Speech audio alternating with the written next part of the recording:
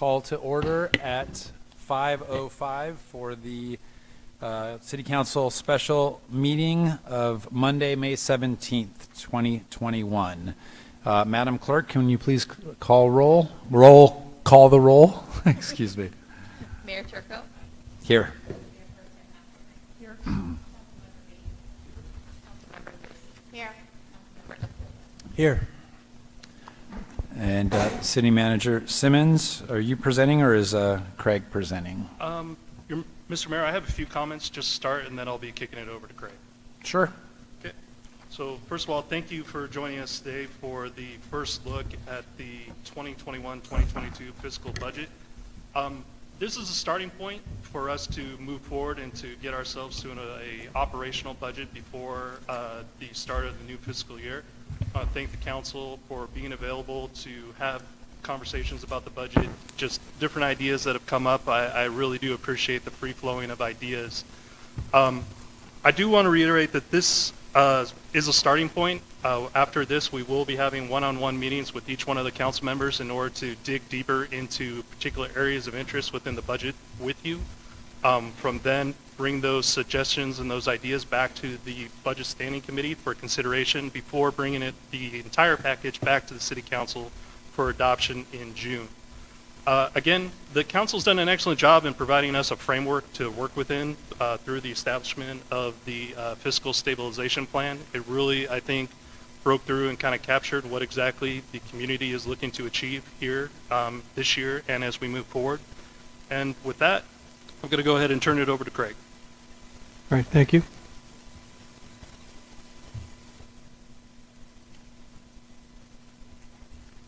Good evening, Mayor, Council, and City staff. I'm pleased to present the preliminary budget for fiscal year 21-22 and 22-23.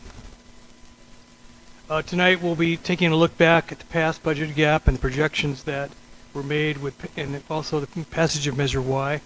We want to look forward, of course, to review the draft budget for fiscal 21-22, look at the draft capital improvement plan program, and then also review where the city's reserves are projected.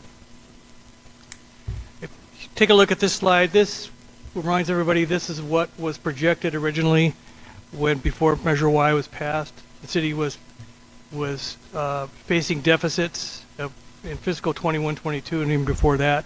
1.6 million in fiscal 21-22. As you can see, those deficits were growing and escalating each year for the 5 years that we projected.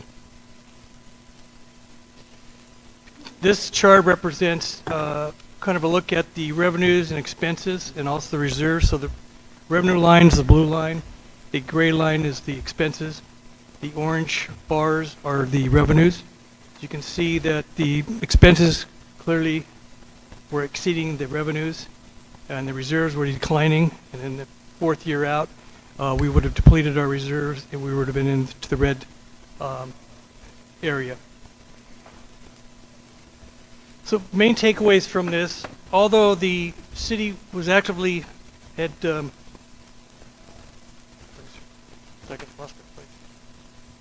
real loud, Craig, and right into the mic, please. Okay, is this better? Thank you. For those of us that are deaf. So main takeaways from this: although the city had been actively cutting costs for the past 10 years, revenues were not simply keeping pace with cost of services. Even in the last budget cycle alone in fiscal 2021, we had to make over $1.4 million in targeted cuts in order to balance the budget. That included the equivalent of 19 full-time staff positions. This practice has led to significant reduction in the amount of needed infrastructure projects that the city could undertake. Even with these costs, further serious deep cuts of services and programs would have been required this year and into the future in order to maintain solvency. So with this, then, Measure Y came along. Prudently, the City of Los Alamitos and the residents took action, placed Measure Y on the November 2020 ballot. The residents voted to enact a 1.5% sales tax.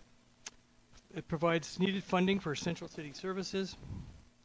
It's important most most importantly, it's local control of the revenue. This cannot be taken away by the state, and assures LaSalle residents the quality of life that they expect.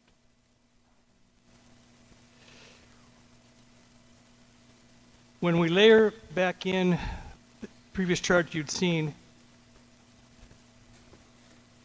adding back in the Measure Y, those deficits for the first year would now become a surplus. So fiscal 21-22, adding in the estimated Measure Y for the first fiscal year, we'd have a projected surplus of 2.7 million, and you can see the first 5 years going out, surpluses as well.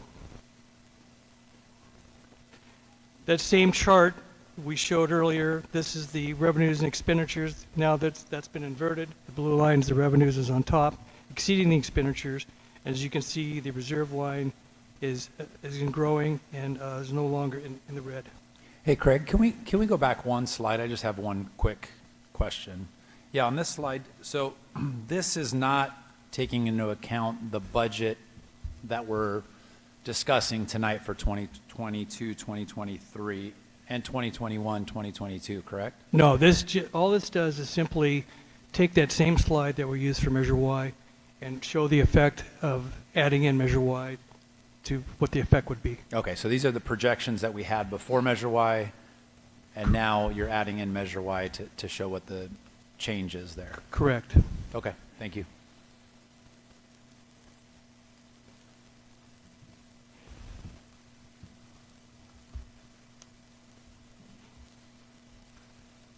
So what we're proposing is a 2-year budget cycle.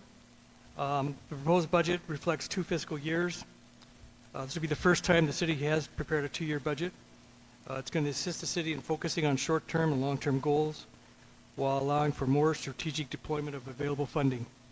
It aligns with the deployment of the capital improvement program, allowing for a more methodical approach to planning projects, and it leads to more consistent citywide priorities and goals. Taking a look at the economy as we move forward, the economy is growing at the fastest in recent history, with over 33% in real GDP growth in the third quarter of 2020. As vaccine rollout continues, California's unemployment rate will continue to fall and also reflect slow, gradual improvement as the year progresses.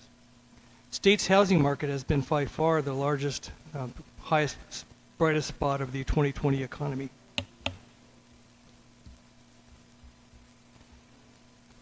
While some categories are showing growth, others will obviously be slower in returning to past productivity levels. On the bright side, construction and building supplies have seen significant upticks in activity recently. Some business sectors, such as business travel, may take up to almost 3 years to recover to pre-COVID levels. So the contributing factors of this to the improving economy are given here. Widespread distribution of the vaccine, obviously. Case and positivity rates have remained very low. The full reopening has been announced for June 15th, and we're obviously applying lessons learned over the past year, which is helping us through this. Looking forward for the 21-22 revenue projection. Property taxes, sales and use taxes, licenses and permits will all lead with positive growth. Growth is projected for the secured property tax, while transfer and supplemental taxes will estimated to remain flat. Sales and use taxes reflect continued positive growth as well. This is mainly attributable to building and construction, and also growth in the county pools. License and permits are forecast to improve as business activity continues to increase. Projections show a 2 to 3% increase year over year. Some revenue categories will be down and will be slower to recover, given TOT, business travel, slow to rebound. And then charges for services obviously are dependent upon the recreation programs and classes reopening. This also reflects the full 4 quarters of local sales tax Measure Y for 21-22. This next is a chart of the projection for revenue projections for 21-22. Projecting $18.9 million total revenues and transfers in. Of that, property taxes, sales and use taxes, Measure Y, local sales tax, amount to over 60% of the total revenues.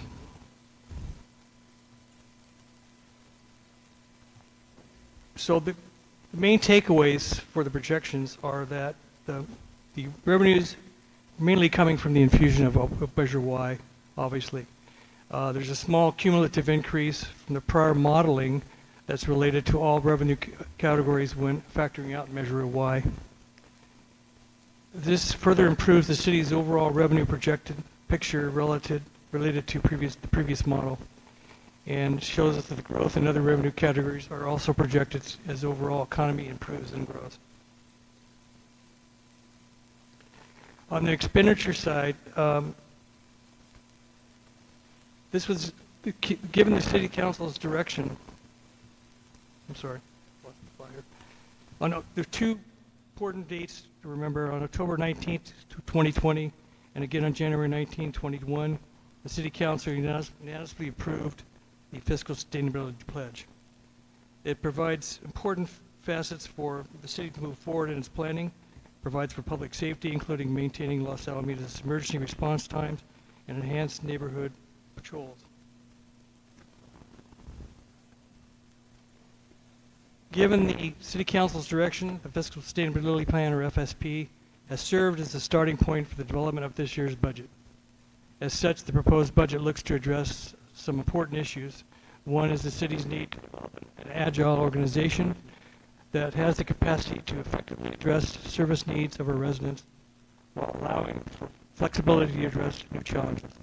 Also formalizing past restructuring efforts that have been proven successful, and identify and address organizational deficiency that would hinder achieving the goals set forth in the Fiscal Sustainability Plan.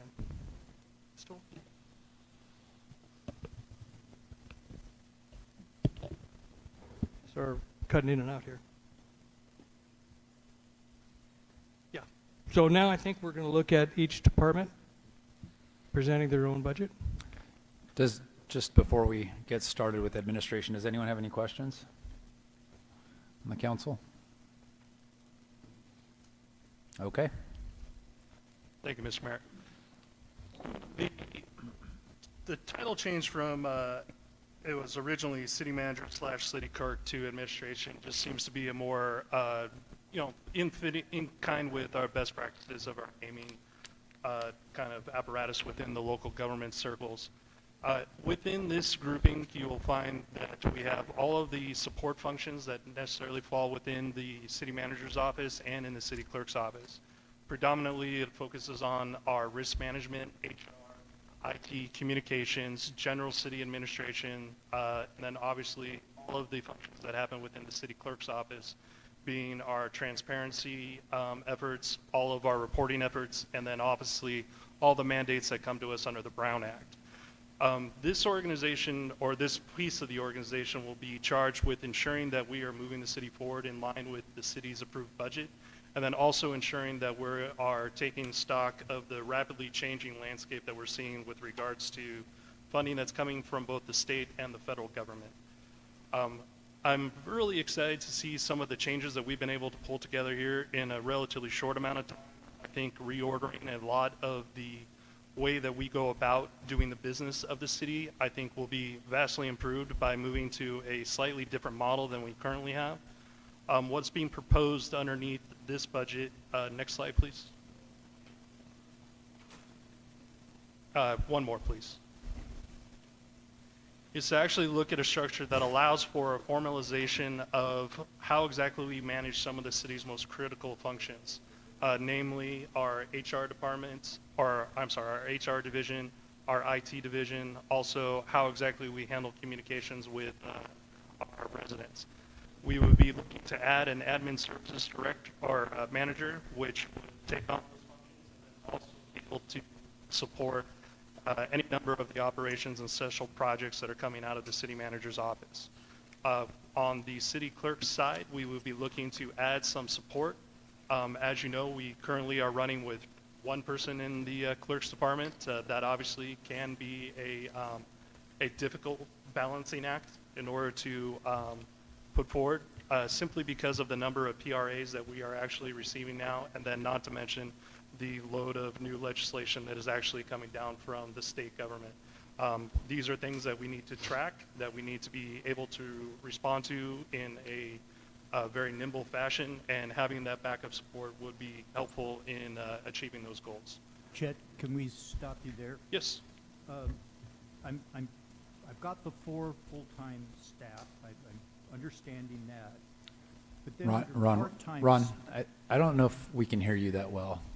I'm right next to you and I can barely hear you. I've got green. Maybe if you get closer to it. Maybe, how are we doing? Can we get this mic turned up a little higher? Higher? Is that better?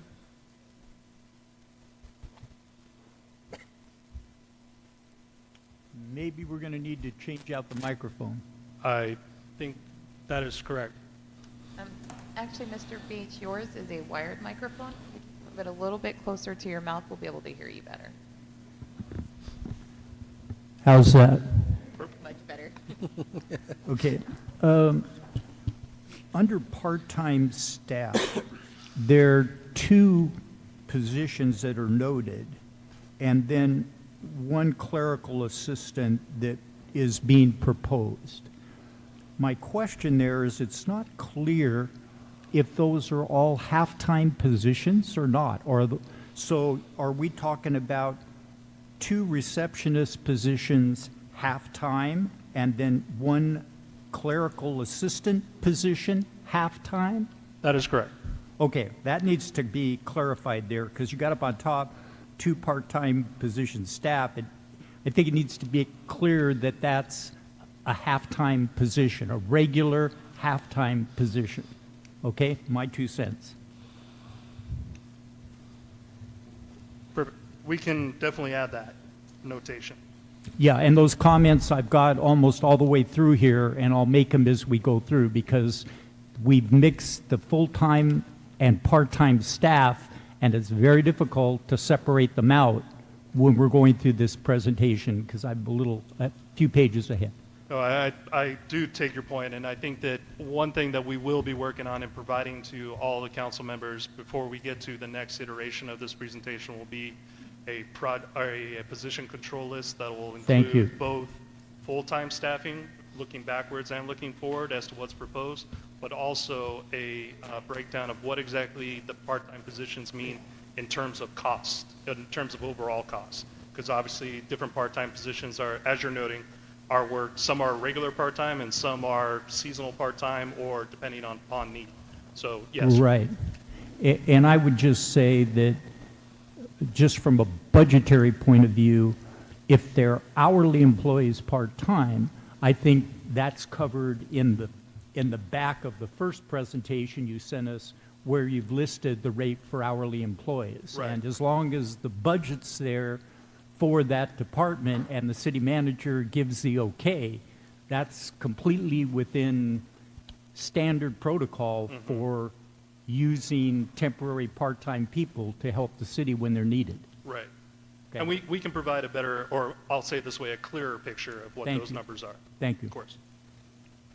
Some of the goals, obviously, within the city manager's office is to try to develop an organization that allows us to quickly respond to needs as they come up, but also allows us to really dig in and be able to accomplish some of the goals that are set forth by the city council and the FSP, namely ensuring that our communication and the different programs and the projects are actually properly supported moving forward. And within the city clerk's office, obviously transparency is going to be the key for us moving forward, especially as we start to change a lot of the way that we put together our information pieces, and then also the way that we manage our employees going forward. Just, Mr. Mayor, if I may, one additional comment. I notice as we go through, you're, proposing different approaches to each department to try to staff up to handle the additional workload. I guess that maybe later this week or early next week, the county may be moving into the yellow tier for COVID. I guess my point would be, is I'm hoping that before we actually fill these, assuming that the council has approved many of these additions that are in the budget, that we'll wait until all the staff is back in place, fully staffed up and working, so that we're really convinced that those positions are needed based on the workload with full-time staff working. So that would be my other comment in looking at all this. Yes, sir. With that, and turn it over to the Finance Department.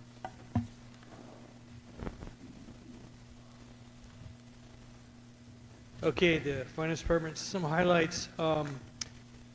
The department issues over 2,000 checks, warrant accounts payable checks annually, managing cash and investments over 12.6 million portfolio, administer a debt for 3.4 million, manage over 22 separate funds for the city, prepare obviously the budget annually, and also the city's continuously has received the Certificate of Achievement for Financial Reporting awarded by the Government Finance Officers Association. So some of the finance goals that we're proposing is looking at processing enhancements, electronic payroll, I think is one of the big ones, going to paperless checks would be issued direct deposits to the employees, and they would receive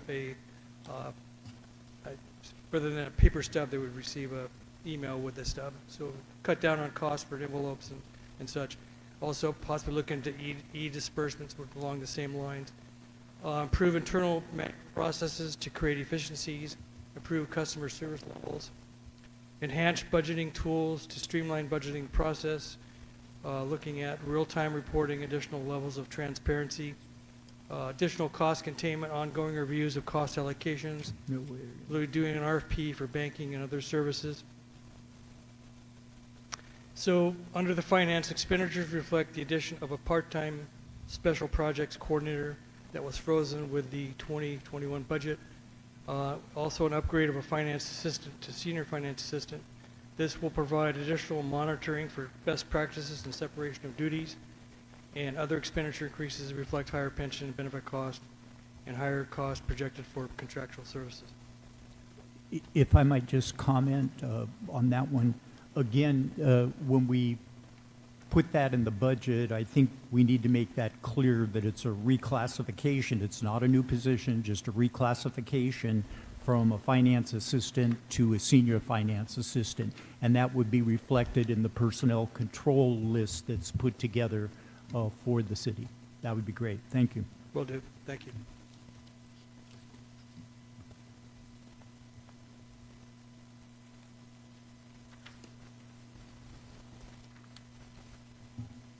So, real quickly, the department consists of 3 full-time staff, interim director, an accountant, Ryan Phillips, finance assistant, which is proposing to reclass Norma Murillo, and then proposing to add the special projects coordinator back to the department.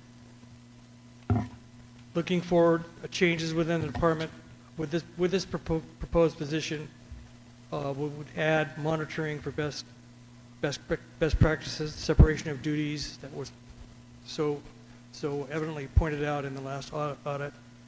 Special projects such as an RFP for fee cost recovery, further streamlining department operations, developing written job procedures for all finance operations, and ongoing audits of internal service fund charges and other cost containment. All right, now Development Services. Good evening, Mayor, members of City Council. Just a real quick recap. So the past year or so, we've been going through the COVID-19 pandemic, but the city, the Development Services Department, have been operating. And so there's some statistics there. I'm not going to go over every single one. Did sidewalk concrete repair. We still paved streets. We still did building or home inspection when someone wanted a permit. So again, we were still operating as best as we can with the COVID and the pandemic. The next slide here is, so one of the things that I encountered when I transferred over from Recreation and Community Services was the need, even though we did a good job, to increase customer service or the resident experience. So building and safety, the goal there is to increase the resident or business experience by getting new software so people can do online payment, they can do online appointments so for building inspection, and now of course online building checks.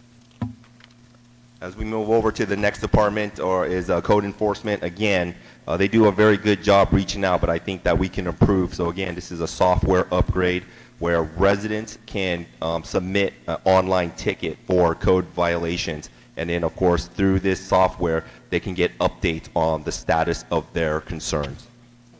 As we move over to the economic development plan, we have a very ambitious economic development plan to increase our relationship with businesses and nonprofits in the city. And the big one that I want to highlight is the outreach part of it, right? So the outreach is, again, increased communication with businesses, whether we're partnering with the Recreation Community Services, with events, or just emails, or attending chamber breakfasts, etc. So that's the big one. But we also have other plans in the mix, as you could detail with your handout, that we have some economic development plans that we're coming forth in the next fiscal year. Moving on to engineering services, we split engineering services into two categories. One I call the Measure Y, and you can see some of it right there, which is a citywide paving, street crosswalk striping, and overhead arterial sign. And again, with the blessing of the council, we're development services ready to enter into this projects. And then, of course, we have our typical capital improvement project list as well. And as you can see there on the list, it goes from, completing the generator project. My handout's really small. Yeah, if you could make that a little larger for us, Ron, Yeah. that would be helpful. Yeah, Not so- only can I hear, but I don't see very well either, and between the two, Yeah. it's kind of hard to read that. Correct. But, the CIP project is, I think there's a Laurel Park Tennis Court project in there. Like I said, they're finishing up the generator project and a few other, again, projects. So one of the things I want to notice with our capital improvement projects is in the past, traditionally we spend about $350,000 CIP projects. We have a very, very aggressive a slate of projects coming up, and it's totaling $1.6 million. So as you can see, we are having a very ambitious timeline. I'm very confident that we're able to do so. And I also want to note that out of that 1.6, only about 240,000 of it is coming from general fund. So most of the fund is coming from an alternate route of money that's not tied into the general fund. All right, and then we go into planning. We have a lot of planning going on. We have active transportation plan. We're currently we're going to apply for grants to implement the ATP. We're currently in the town center development plan. We just kicked off the housing plan, but there's a couple other plans that the planning department is going to take the lead in, and including that is a citywide neighborhood signage project, where each neighborhood will hopefully get a signage distinguishing their neighborhood. Moving on to the public works, again, we have a very ambitious project list for public works, starting with the median projects. That's going to be in 3 or 4 different phases, but we're hoping to beautify the median projects. And of course, we have curb painting, making the Los Alamitos a Tree USA city again. And again, software will also be included in the public works, where a resident or a business can submit work order requests and get the status of their work order request through this software as well. So, like I mentioned before, a couple things that I noticed coming into development services was outreach, and of course, we oversee a lot of contracts. So, management of contract is something that we need to improve upon. So, this is the proposal of adding on additional staff to assist with the outreach to businesses, and of course, the contract management. If you can move over to the next slide, Craig, you can see that the ones highlighted in red is proposed is a development services manager, a public works supervisor, and a public work maintenance. And just piggybacking on what Councilmember Bates stated, the public works supervisor is just a reclassification of a position. And if you go to our last slide here, it's the part-timers here that we're adding on. I just want to point out that the special project coordinator is proposed is going to be dealing with and assisting with economic development. That's going to be their forte. Ron, for that, if I look at the preliminary budget information you gave us and compare it with what you're giving us now, they don't match. So I guess my question is, are these existing positions that you're just requesting be unfrozen so they can be filled, or are these new positions? Are we talking about the part-timers or I'm both? talking about code enforcement, clerical assistant DS, and special projects coordinator ED. So the clerical assistant and the special project coordinator ED are new positions, part-time new position. The code enforcement is, we actually budgeted a full-time code enforcement officer in the budget, but I'm just splitting that up into 3 separate part-timers. So it's sort of a reclassification. You're going to have to come on that one again. Now, so you had We have a full-time code enforcement officer budgeted, Right. but we're not going to go towards that route of full-time. I split that into 3 part-time positions. So you're adding a half-time position, so you end up with, you had 1 full-time approved, so now you're asking that be unfrozen and changed to 2 half-time positions, and then you're adding a new half-time position. That is correct. Okay, so when we redo this, hopefully that'll be reflected in here that way. Copy that. Thank you. That is done. Now I can take any questions if anyone has any. All right, thank you. For Recreation and Community Services, good evening, Mayor, Mayor Pro Tem, and members of the City Council.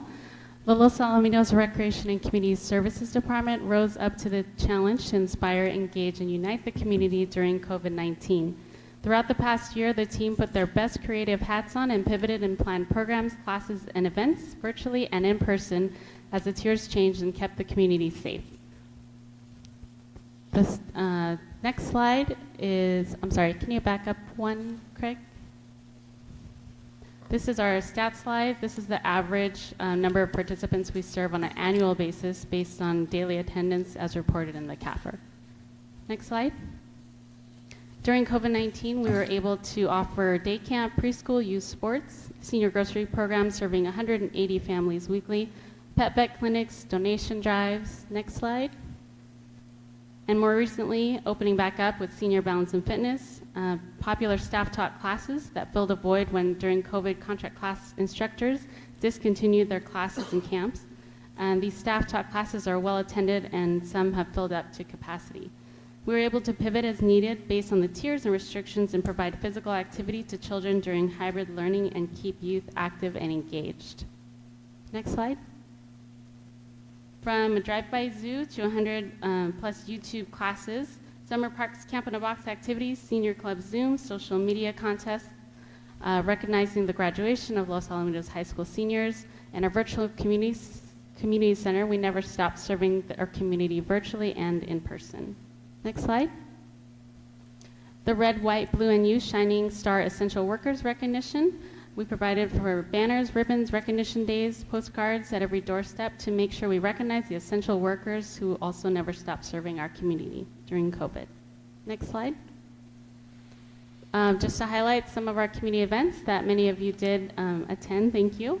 Our 4th of July Fireworks Spectacular, Winter Wonderland, celebrating our zip code date 90720 and our 60th anniversary, drive-through trunk or treat, spring carnival, drive-up senior club bingo, drive-up preschool graduation, drive-up music and movies, July Parks Make Life Better month activities, Escape La Salle, Film and Food Fest, Serve La Salle, Family Day, Halloween and holiday decorating contest, and providing support to local Los Alamitos Unified Elementary School events. Just to name a few. Next slide. We also were able to complete in-house with the help of Public Works and our recreation staff lobby renovation that you all are able to enjoy and the community has welcomed with great feedback. Next slide. We've also continued our community partnerships with the Chamber, the Base, the school district, our sponsors and nonprofits through the Serve La Salle Committee and neighboring communities. Next slide. And we've received recognition throughout the state of California. We have awards presented tonight from California Park and Recreation Society. And we were definitely a model city for many of the cities looking to offer safe programming during COVID. Next slide. These are our goals for the next 2 years. They are color-coded by fiscal year, but some of the goals that we have to further enhance the quality of life for Los Alamitos residents include senior transportation, expanded senior activities, teen classes, events, health and fitness activities, establishing a city foundation, cultural arts community-wide events such as Week of Los Al and Street Fair, adaptive recreation, summer swim lessons, mobile rec classes, expand staff-taught enrichment classes, and we just actually launched our new MyRec online registration software that is going well. Next slide. These are a couple of our new events coming up. We are bringing the race back onto the streets of Los Al for our 40th anniversary. Next slide. And for fiscal year 21-22, we are filling the vacancy of the manager and also adding a new recreation coordinator specializing in graphics and media, and will help to assist with graphics for citywide. Next slide. And that actually, Emmeline? Yes. Same comments, is that if we look at the preliminary budget information that was given to us, it talks about the recreation manager being added and the recreation coordinator for media. So those two are acknowledged. But then it has a number of other positions, a recreation supervisor, and then some additional coordinators. Certainly, trying to get your programs back in operation after COVID, you're going to need some of these positions.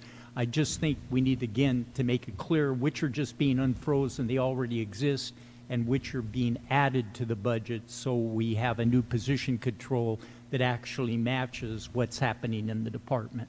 So thank you, and thanks for all your work. thank you, will do. Yeah, Emmeline, just a question on that.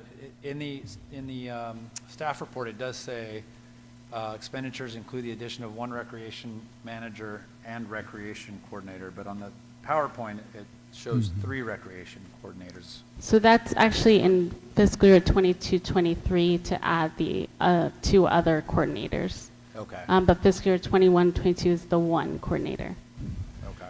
Mark, or Mr. Mayor, I'm sorry if I can comment too. This slide, actually, we had some edits that needed to be made to it, and I think we were trying to thread the needle to kind of Councilman Bates' comments about what is current and what is a past position, and this slide actually just needs to be edited again. Those last 2 positions are not part of the presentation. So when we take action, Chet, Yes, sir. we're going to be approving the 21-22 fiscal year budget, and that's what needs to be in here. Exactly. Certainly, you can reference the 22-23, Right. but what we're taking action on is 21-22, so hopefully that'll get reflected in here. Yes, sir. That concludes my presentation. Thank you. Thank you. All right. Well, thank you, Mr. Mayor and Madam Mayor Pro Tem and members of the City Council. The police department is probably best described as it's simple as it is complicated, but I'm going to try to give you the high view of this really and touch on the important points. The first slide is administration, which you're probably all familiar with. It's me and my 2 captains and my department secretary, and the things that we're involved in obviously are the policy, training, transparency, mission, the morale of the department, and accountability, as well as our department budget, which you can see in red is what's being proposed. And if we go to the next slide, is our support services, and I always call it support services, and I was pretty fond of working this job as a captain myself because it's like the business of running the business of the police department. And you also have a little bit of policing because he does, right now it's Captain Byerly in that position. He does the criminal investigation portion of it with our detective bureau, handles the administrative investigations community outreach, records and property, and if you look, there are a lot of the contract services that are being taken care of, such as Westcom, CAT RMS, as well as some of our facilities and fleet, kind of the infrastructure of the building, also to include budget and grants when we are actually qualified to get some of those.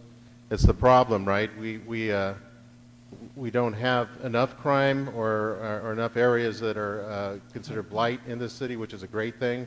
But as a result, we don't have, or entrenched gangs, we don't have the ability to qualify for some of those grants for that. But that's, and personnel training is what support services is oversees.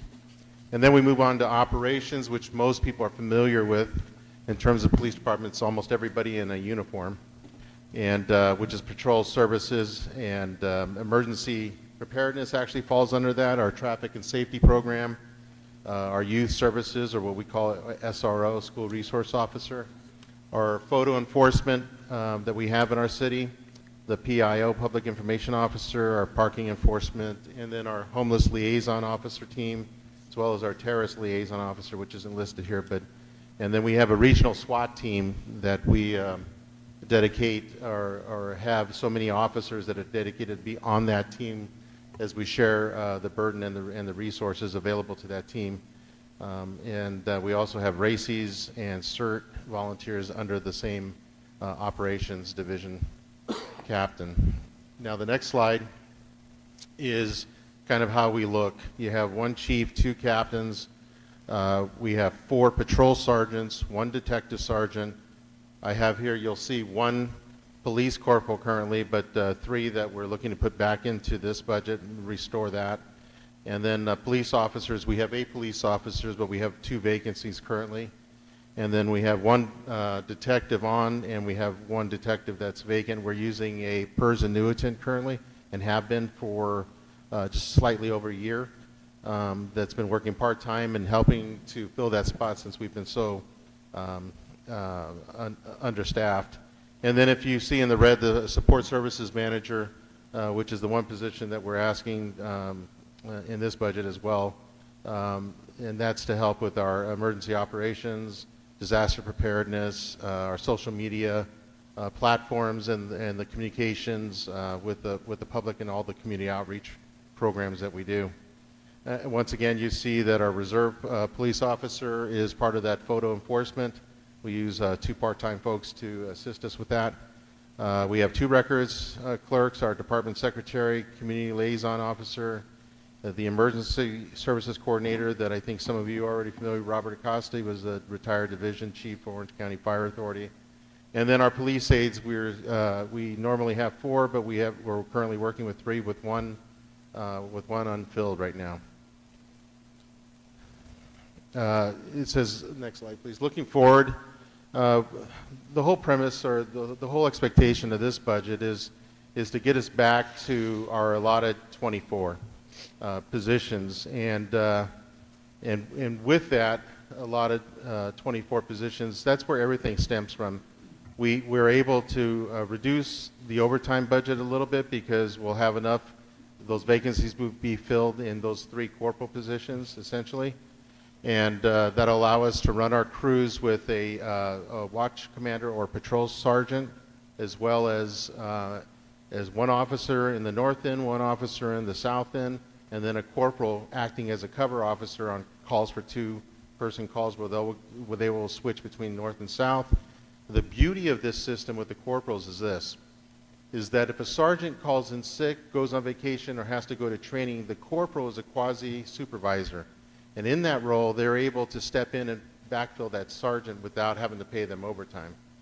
And the other half of that coin is this, is the other side of that coin is if an officer were to call in sick, have vacation, or any reason to have to take leave, that corporal will serve as a police officer taking, handle a beat, and so we'll run a little bit short that night. But it is actually a great working system to have. Go ahead, next slide, Craig. Thank you. Chief, Sorry. Mayor, if I may make one comment that in looking at your budget, I think you're on the money here. The one comment I would make is having been involved with police budgets for a lot of years, I do like the idea that the support services manager can assume more of the management operation and day-to-day administrative work of the police department, freeing up the captains to do police work. So I think that's a good approach, and I think the more administrative work that person can do, so we're not having to pay captains salary to do administrative work, the better.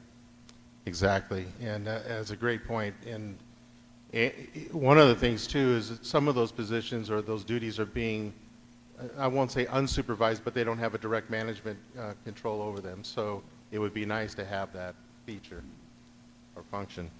All right, next slide is our it's kind of by the numbers, right? The police. Oh, you can go ahead and skip this slide. We'll move on to this because this is where it's going to tell you. It's really by the numbers, and you can see that we've written 1,779 parking citations last year. I'm going to tell you something. 2020 was just a strange year altogether, right? So some of these numbers don't make a lot of sense. They won't be the same as they were last year. Our calls for service were a little bit down. The reports taken were definitely down, but those calls for service are divided in two things. One is actual people calling us, and then our officers' self-initiated activity. The officers' self-initiated activity actually went up. So even though those folks were at home and weren't calling us because of COVID and everything else going on, they were out there actually doing a lot of crime prevention or proactive law enforcement. So if you look there, it gives our breakdown of our officers again and how many Part 1 crimes, and you can see that the Part 1 crimes inched up. Obviously, we've been having a lot of auto thefts and burglaries. This is a function of, I believe, of Sacramento, to be honest with you, of some of the legislation that has made kind of a turnstile approach where people are going in and out of jail, or not even actually going in because of $0 bail because of COVID right now, and then that's part of the legislative package as well this year, looking at $0 bail. The one number on this whole thing, if I can, get you focused on that, is the response to priority one calls for service. This is when someone, from our community is calling the police because there's something happening in progress. It just happened, or it's happening right now, and they need police there immediately. When I came on a little over 5 years ago, priority one calls for service were probably somewhere in the neighborhood of about 2 minutes and 30 seconds, 2:36. You can see with having less officers out on the field being able to respond to these calls, how this is, inched up to now 3 minutes, 3.78 minutes, almost 4 minutes to get there. And I can tell you that extra minute or so, it's an eternity for folks if when you really need an officer. And I've been in that situation with the medical situation at home with my child, so I know what that minute feels like waiting for the fire department to get there. But this is one of the things that you're going to greatly impact by this budget, and you're going to actually make a big difference for our community, is because they're going to be able to see that number go down. They're going to get the police there a lot more rapid than they were before. Chief, are we going to make it under 3?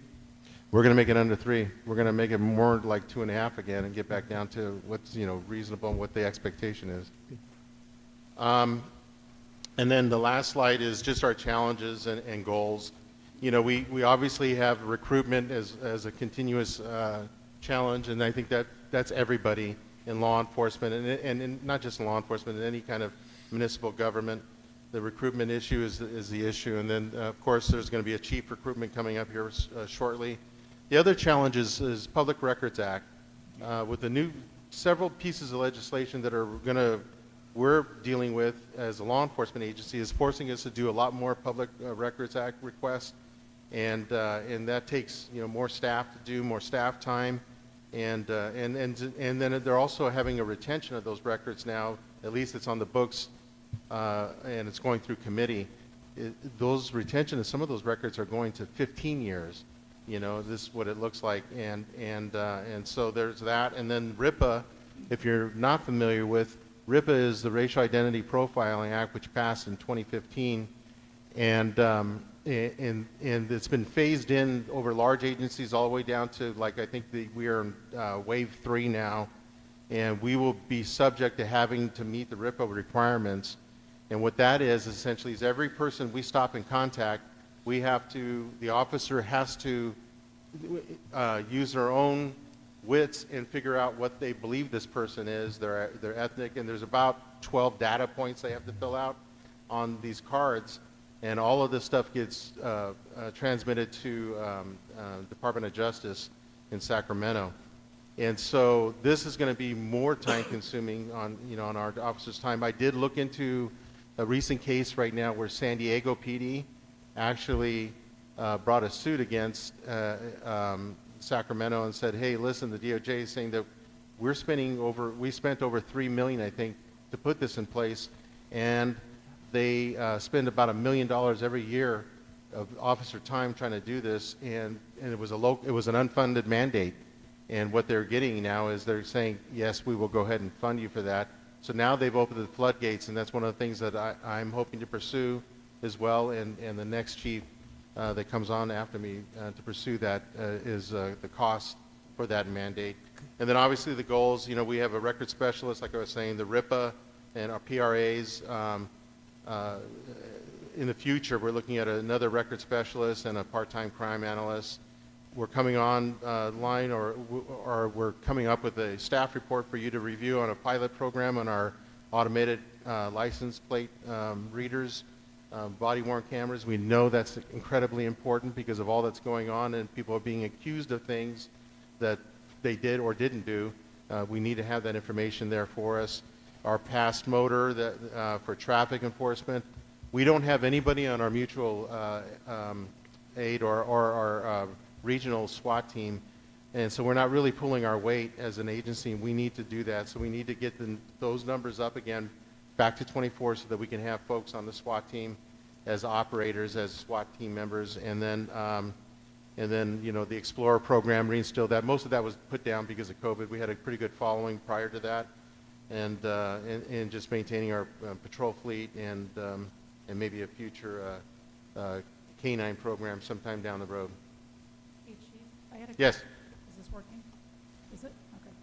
I have a couple crystal ball questions. So given the current environment and our past history of challenges to be able to hire officers, how hard is it going to be to find 6 new officers? Because I just in watching what's going on, I'm not sure if a lot of young boys now want to be police officers. Are there challenges that you're going to see in trying to find 6 new officers?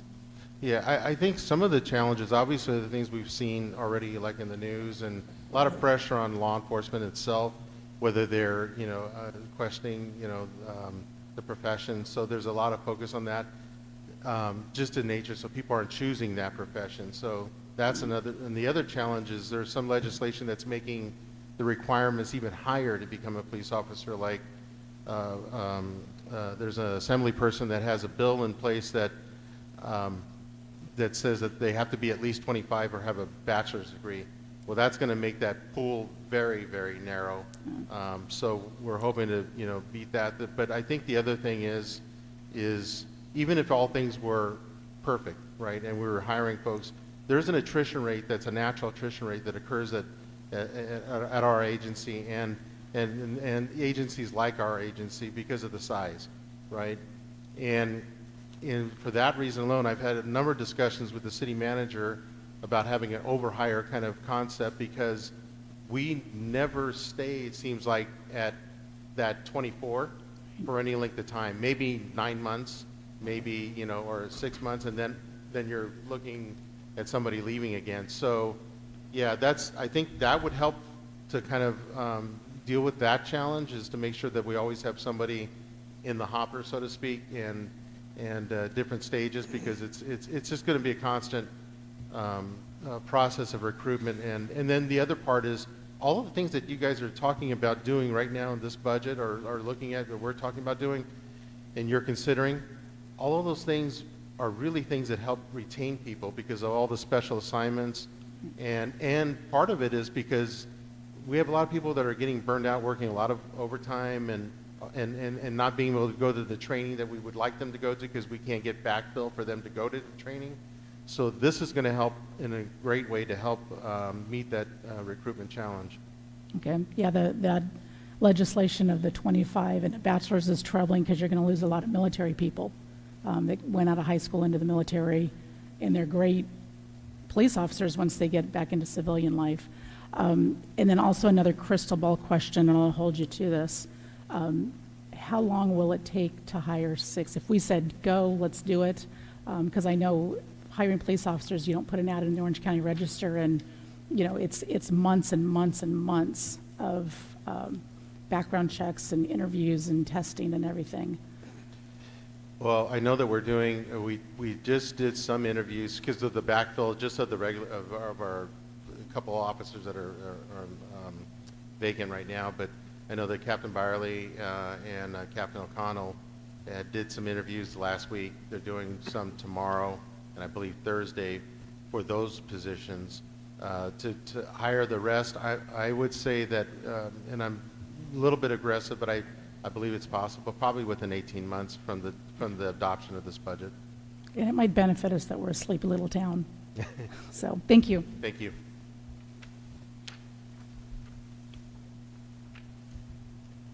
So Mayor and Council, last two departments. The first one's non-departmental. These are expenditures that include such things as contracted services that are not associated with a specific department, retiree health insurance cost, credit card processing fees, and contribution to North Spa Homeless Shelter. Interfund operating transfers out of the general fund are projected to increase for fiscal year 21-22, primarily due to increase in transfers to self-insurance fund 54. That's for higher anticipated insurance policy. Building improvement fund 25 for higher anticipated expenditures for infrastructure improvements, and technology replacement fund 53 related to higher anticipated technology replacement cost. Craig, I noticed in your, in terms of looking forward, I saw a grant here from OCTA. I think I mentioned that to Chet. Can you tell us what that's all about, and is there any matching involved? And I'm going to ask, To defer to I'm going to ask Rondo to step in with that one. I believe that the OCTA grant was for 16, or our matching portion was 16 grand. right. Correct. That is part of the storm drain covers. So it's a $80,000 grant, but the city has to match, I believe, 20%, so it's roughly 16,000. and that's going to bring all the storm drain covers. So the Covered state is mandating that we do 2 storm drain covers, one on the outside and one on the inside. So a few years ago, we did apply for the grant, received it, installed the grates that are on the currently outside. Right. Now we have to do it on the inside. Got it. Correct.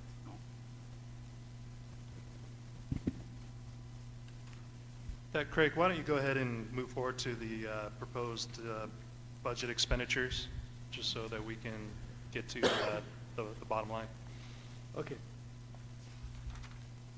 So this slide represents the proposed expenditure fiscal year 21-22, total expenditures and operating transfers out of approximately 16.7 million.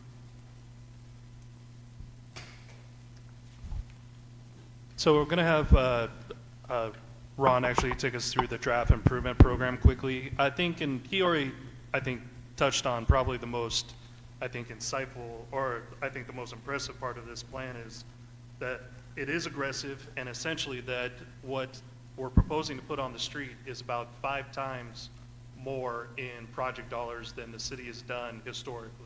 That's a very large undertaking, and I'm confident in just the way that we've set it up that we'll be able to actually put those out and have them executed quickly.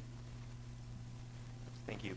So part of the spending pledge is to increase the quality of life for the city of residents, businesses, nonprofits of Los Alamitos. So again, like Chet mentioned, we have a very ambitious capital improvement fund to basically beautify the city. So some of the projects include paving of streets. So, you know, we have like, give an example, agenda item tonight of some paving of, I believe it's Suburbia and Howard Street in Apartment Row. Again, like I mentioned in my previous PowerPoint, when we went through development services, we're pushing out approximately $1.6 million in terms of CIP projects. But again, approximately 240,000 of that is only coming out of general fund. We're using multitude of other funding sources such as SB1, gas tax, Measure M, and of course some carryovers of Measure M money from the previous fiscal year. Again, we have median projects, we have a generator project for the Civic Center emergency generator project. We're completing, and we're doing, because we're not going to complete it this fiscal year, is some planning stuff like housing updates, town center mixed use updates. We just have a list of arterial street signs, beautification of parks, beautification of like I said, medians. So again, we have a lot going on, but I'm very confident that we can do it. I got the whole team ready to go, and again, it is ambitious, but I'm very confident that we can do it. And again, when we get down to it, we will have definitely checks and balances to make sure that staff is accountable to get these projects done in an appropriate time frame. If, again, Mr. Mayor, if I may comment, I agree with you. It's very aggressive, and it's going to take a lot of work and a lot of coordination to make it happen. I would certainly suggest, and I know you've probably considered this, if you get into a jam, let's not think that city staff has to do everything. There may be opportunities here where we can contract some of this out to the private sector to help us out if we can't handle the entire workload to get the projects completed. So I just say that as an observation. I think maybe some of the other council members might agree with me, but that's something we can discuss more if we need to. I think we'd like to see the projects completed.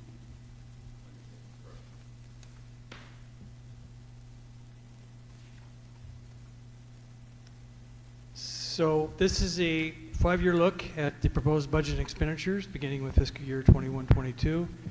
We can see that the projected budget surplus begins in fiscal 21-22 of approximately $2.2 million. That then grows and increases as we move forward in the 5-year forecast. Quick look at the fund balance review. The beginning general fund balance as provided in the audited financial statements was, for 1920, was $10.3 million. This included committed reserves of $3.4 million. That's for emergencies. It's 25% of the expenditures.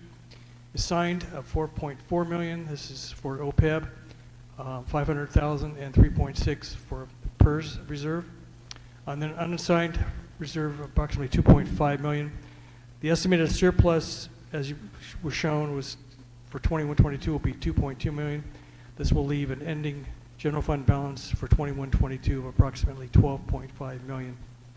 Of course, this will be subject to change with we add any additional CIP projects. So council, that roughly takes us to the end of the presentation, but I did want to mention a few things. That the budget as currently constructed does propose a very aggressive CIP project. It does, our project list, it does propose a fairly aggressive modernization of our internal workings of the city, putting people in the correct places in order to be able to properly manage all of the projects that we have going forward, to look at ways to constantly improve upon customer service, and also developing these, what I'll call touch points for the community that I think our community would expect in terms of ease of access and transparency. Some of the things that I think this body will obviously want to consider moving forward is that, given the setup that we have proposed, there is a $2.2 million surplus that is currently being contemplated. That also, another point that should be taken into effect or into account is the American Rescue Plan money that is also going to be coming to the city here in the near future. And that accounts for $2 million of one-time money that can then be deployed for infrastructure projects, for economic development, as well as lost revenue and internal operations that are related to COVID-19 relief. These are just some of the ideas that staff has been working on that we would continue to build out as we go through the budget process and as we have more conversations with all of you and the budget study committee. The first would be a residential street improvement project, which essentially would see us disperse about $1.6 million of Measure Y funding into residential streets. We would be doing this throughout the city, hitting different neighborhoods and hitting different districts to ensure that we're spreading all of that good work all around the city. Next, we'll be looking at a series of economic development incentives or initiatives where we would hopefully look to partner with our business community in order to try to lift the overall tide of all ships. Next, would also be looking at a park beautification project where we would look to touch each one of our parks and be able to rededicate that, while we also look for opportunities for increased park space throughout the city. Obviously, we are at this moment park deficient in terms of our square footage.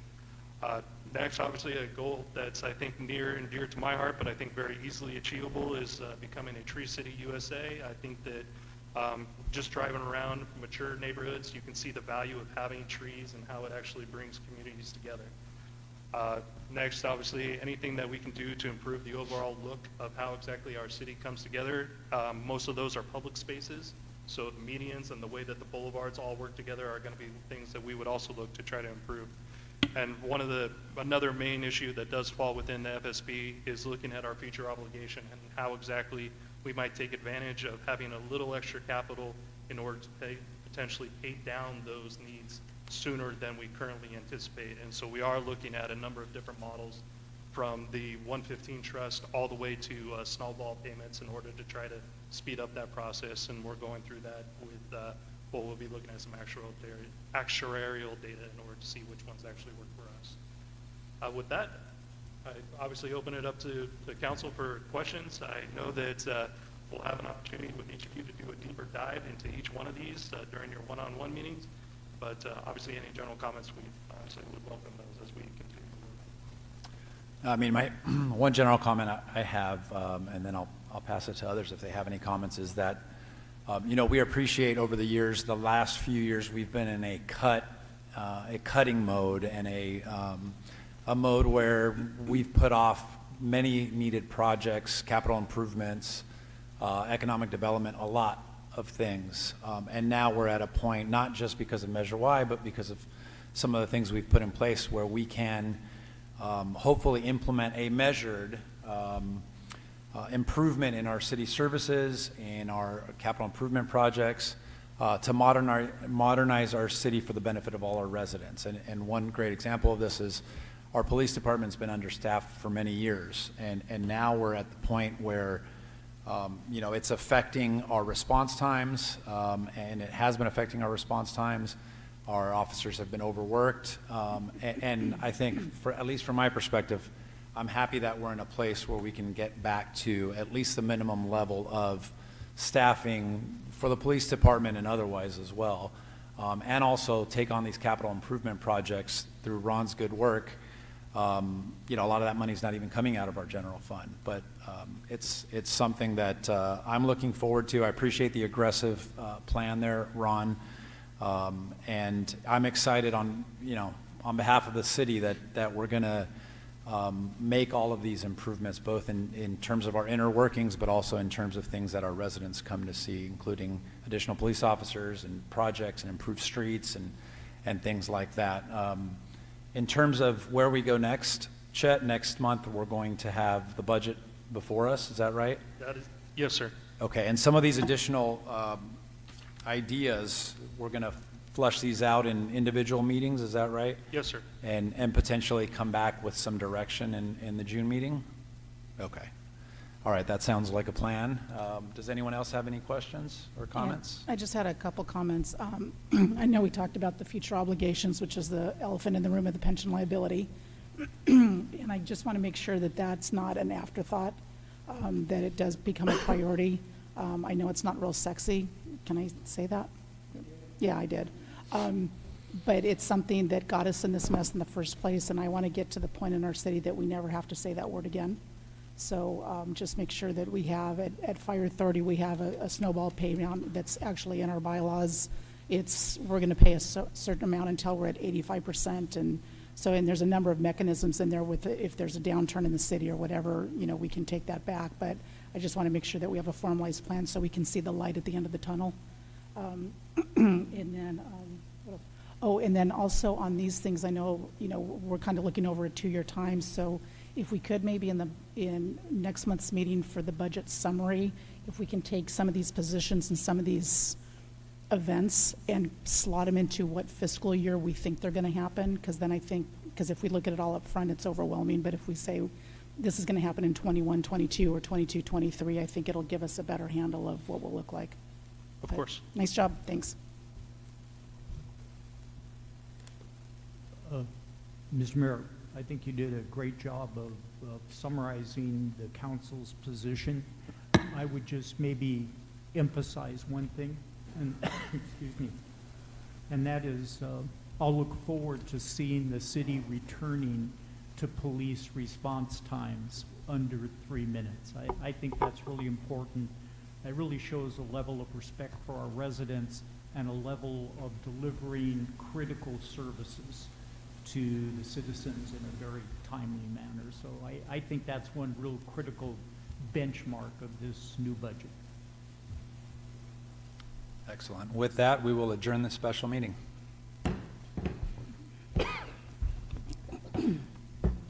We have our regularly scheduled meeting next. Does anyone need a break? Yes, all right. Let's take a 5-minute break. Mr. Mayor, also, I believe that there is some presentations or photos that need to be taken as well, so I'm going to turn it over to Emmeline so she can tell us all where we need to be. Good evening again. We wanted to do a quick picture of our ribbon cutting for the lobby renovation. We have our Parks, Recreation, and Cultural Arts Commission members here as well to join you for a quick picture in the lobby. Sounds good. Is the whole council invited? The whole council. Oh, man. Not just you. You gotta have some eye candy in there too.